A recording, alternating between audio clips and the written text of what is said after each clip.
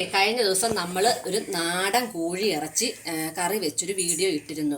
അന്ന് ഞാൻ പറഞ്ഞിരുന്നു നമുക്കൊരു അടുത്ത തവണ ഞാൻ വറുത്തരച്ച് നാടൻ കോഴി ഇറച്ചി വറുത്തരച്ച് കറി വെക്കുന്നത് കാണിക്കാവുന്നത്. ഇന്നിപ്പോൾ ഞാൻ അതാണ് നമ്മുടെ വാട്ടുകപ്പ കുഴച്ചതും നാടൻ കോഴി ഇറച്ചിയും. അതിന് ഞാൻ ആദ്യം വയ്ക്കും നമ്മുടെ ഒരു പാൻ അടുപ്പത്ത് വെച്ചു. ഇനി നമുക്ക് തേങ്ങ വറുത്താണ് അരയ്ക്കുന്നത്. അപ്പം അതിന് നമുക്ക് തേങ്ങ ഇട്ട് കൊടുക്കാം.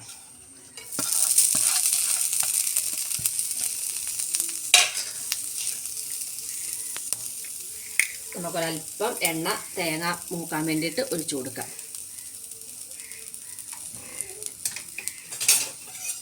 ഞാനിതൊരു ചെറിയ ഒരു അരമുറി തേങ്ങയാണ് എടുത്തത്. കാരണം എന്ന് വെച്ചാൽ കോഴി ഒരു ചെറിയ കോഴിയായിപ്പോയി പിടിച്ചപ്പോൾ. അപ്പോൾ അതുകൊണ്ട് ചെറിയ അരമുറി തേങ്ങയാണ് വറക്കാൻ വേണ്ടി എടുത്തേക്കുന്നത്.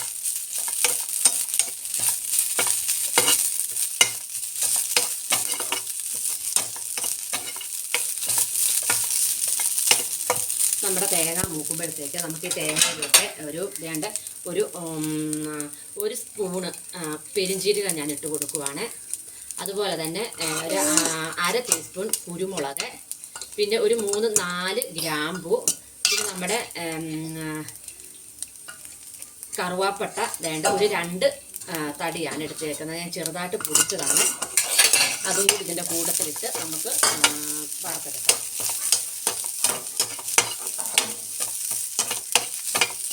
നമ്മുടെ തേങ്ങ മൂത്ത് വരുന്നുണ്ട്. ഒരല്പം കൂടെ മൂത്ത് കഴിയുമ്പോൾ നമുക്ക് ഫ്ലെയിം ഓഫാക്കാം. പിന്നെ നമുക്ക് നല്ലതുപോലെ അരച്ചെടുത്തിട്ട് വേണം നമുക്ക് ഇഞ്ചി വെളുത്തുള്ളി സബോള എല്ലാം വഴറ്റി എടുക്കാനായിട്ട്.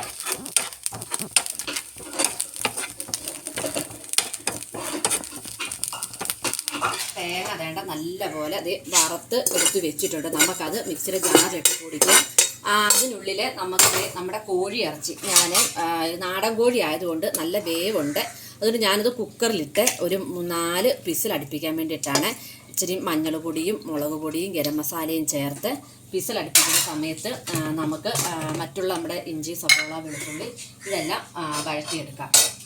ഒരല്പം ഒരു മഞ്ഞൾ പൊടി, ഒരു ശകലം മുളക് പൊടി, കുറച്ച് ഗരം മസാലയും ചേർത്ത്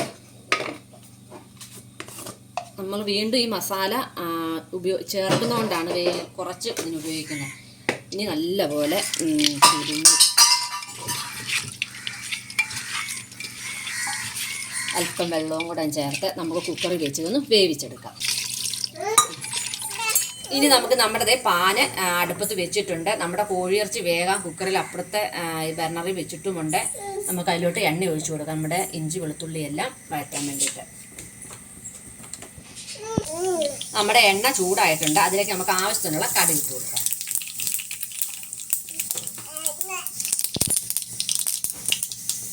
ഇനി നമുക്ക് സബോള, ഇതൊരു 2 സബോളയാണ്. പിന്നെ ഇതൊരു ചെറിയ കുടം വെളുത്തുള്ളി ചതച്ചതാണ്. അതുപോലെ തന്നെ ഒരു വലിയ കഷ്ണം ഇഞ്ചിയും ചതച്ചതാണ്. പിന്നെ ഈ കൂട്ടത്തിൽ തന്നെ നമ്മുടെ തേങ്ങാക്കൊത്ത്, ഇത് അരമുറി തേങ്ങ ഇല്ല, കാരണം കോഴിയിറച്ചി കുറവായതുകൊണ്ട്. നമുക്ക് നല്ലപോലെ വഴറ്റിയെടുക്കാം.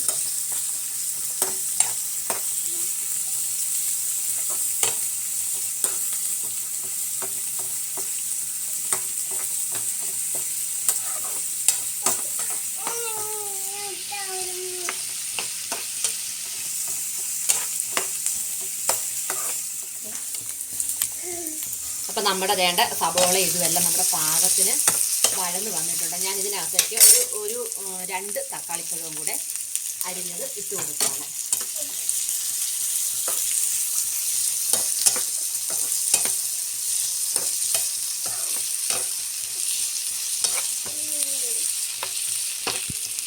ഇനി നമുക്കിതിലേക്ക് ആവശ്യമുള്ള മസാല ചേർത്ത് കൊടുക്കാം. നമ്മൾ കോഴി വേവിക്കാൻ വെച്ചപ്പോൾ നമ്മൾ കുറച്ച് മസാല ചേർത്താണ്. ഇനിയിപ്പോൾ അധികം മസാല വേണ്ട. ഒരു അര സ്പൂൺ മുളക് പൊടി ഞാൻ ചേർക്കുന്നുള്ളൂ.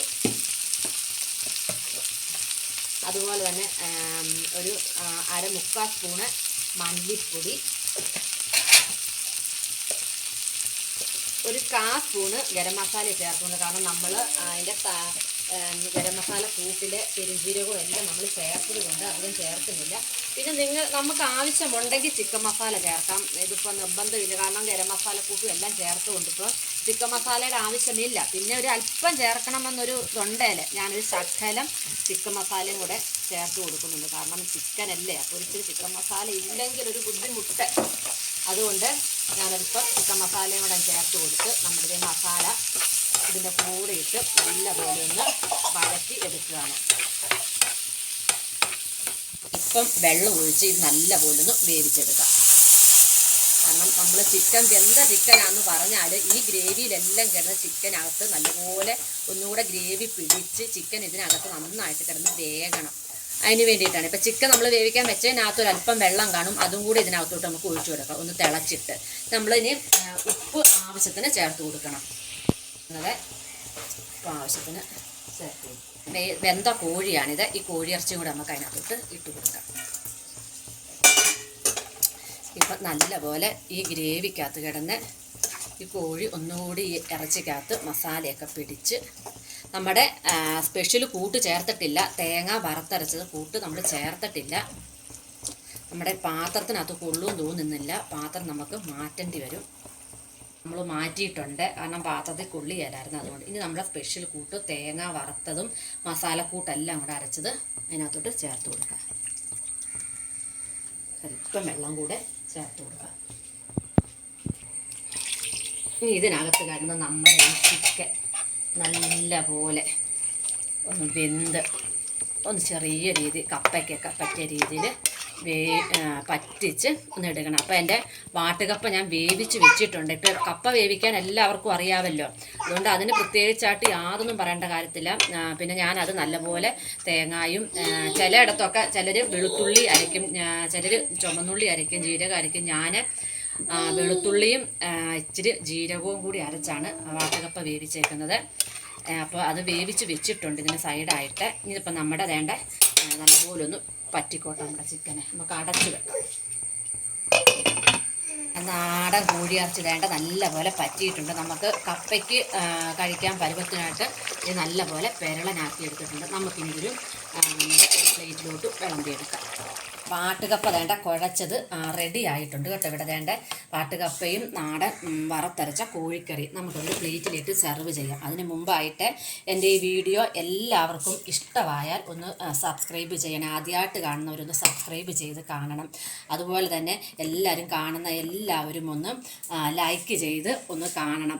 അപ്പം നിങ്ങളുടെ നിർദ്ദേശങ്ങളും നിങ്ങളുടെ ഇത് ഞാൻ ചെയ്യുന്ന ഇതിൽ ഈ റെസിപ്പിയിൽ എന്തെങ്കിലും പോരായ്മകൾ ഉണ്ടെങ്കിൽ നിങ്ങളതൊന്ന് നിങ്ങളുടെ നിർദ്ദേശങ്ങളും അഭിപ്രായങ്ങളും ഒക്കെ ഒന്ന് കമൻറ്റായിട്ടൊന്ന് അറിയിക്കണം. എങ്കിലല്ലേ നമുക്കതിൻ്റെ പോരായ്മകൾ എന്താണെന്ന് വെച്ചാൽ ഉള്ളത്.